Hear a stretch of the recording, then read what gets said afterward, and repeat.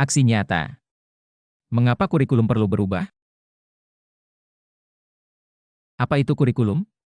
Kurikulum merupakan seperangkat rencana dan pengaturan mengenai tujuan, isi, dan bahan pelajaran serta bahan yang digunakan sebagai pedoman penyelenggaraan kegiatan pembelajaran untuk mencapai tujuan pendidikan tertentu, yang di dalamnya memuat latar belakang, visi, misi tujuan serta struktur kurikulum dari sekolah.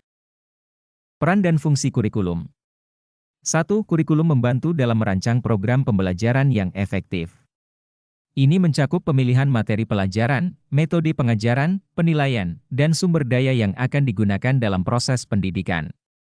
2. Kurikulum yang dirancang dengan baik dapat merangsang minat dan motivasi siswa untuk belajar. Ini menciptakan lingkungan pembelajaran yang menarik dan bermakna.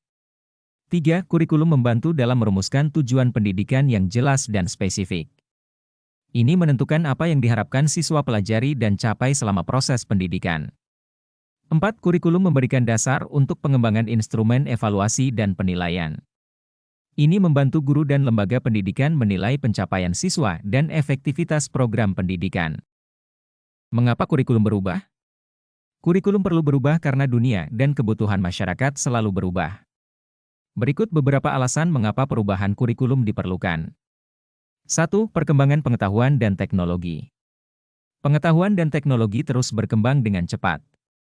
Oleh karena itu, kurikulum harus diperbarui untuk mencerminkan perkembangan terbaru dalam ilmu pengetahuan dan teknologi.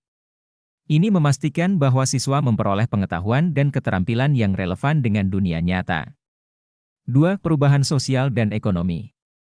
Masyarakat dan ekonomi juga berubah seiring waktu. Perubahan ini memengaruhi jenis pekerjaan yang dibutuhkan di pasar tenaga kerja, sehingga kurikulum perlu disesuaikan agar siswa dapat mempersiapkan diri untuk pekerjaan masa depan. 3. Kebutuhan individual siswa. Setiap siswa memiliki kebutuhan dan minat yang berbeda. Kurikulum yang fleksibel memungkinkan siswa untuk memilih mata pelajaran dan jalur pendidikan yang sesuai dengan minat dan tujuan karir mereka. 4. Persiapan untuk tantangan masa depan. Kurikulum harus dirancang untuk mempersiapkan siswa menghadapi tantangan masa depan, termasuk masalah global seperti perubahan iklim, ketidaksetaraan, dan revolusi teknologi. Pendidikan harus memberikan pengetahuan dan keterampilan yang diperlukan untuk mengatasi tantangan ini. 5. Standar pendidikan. Banyak negara memiliki standar pendidikan nasional yang harus dipenuhi oleh sekolah dan siswa. Perubahan kurikulum mungkin diperlukan untuk memastikan bahwa standar ini terpenuhi. 6. Perkembangan zaman.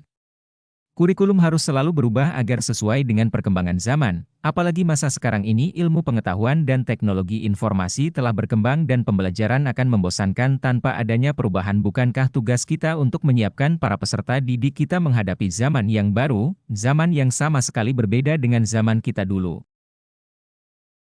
Dapatkah kurikulum berubah? Kurikulum operasional satuan pendidikan itu bersifat dinamis, artinya dapat diubah sesuai perubahan dan perkembangan budaya dan zaman, selain mengikuti zaman yang sudah diadaptasi sesuai lingkungan geografis. Kurikulum bersifat dinamis dan terus dikembangkan atau diadaptasi sesuai konteks dan kebutuhan peserta didik untuk membangun kompetensi sesuai masa kini dan masa yang akan datang. Bagaimana cara mewujudkannya? Penting untuk diingat bahwa perubahan kurikulum memerlukan waktu dan komitmen dari banyak pihak, serta penyesuaian berkelanjutan. Keterlibatan stakeholder dan pendekatan yang terencana adalah kunci keberhasilan dalam mewujudkan perubahan kurikulum. Seluruh komponen masyarakat, yaitu peran orang tua, masyarakat, dan sekolah harus menempatkan kebutuhan, pendapat, pengalaman, hasil belajar serta kepentingan peserta didik sebagai pengembangan kurikulum karena kurikulum dirancang untuk kebutuhan peserta didik. Sekian. Terima kasih telah menonton. Mohon bantuan agar Bapak Ibu berkenan memberikan umpan balik maupun komentar mengenai yang saya sampaikan dalam video ini. Terima kasih.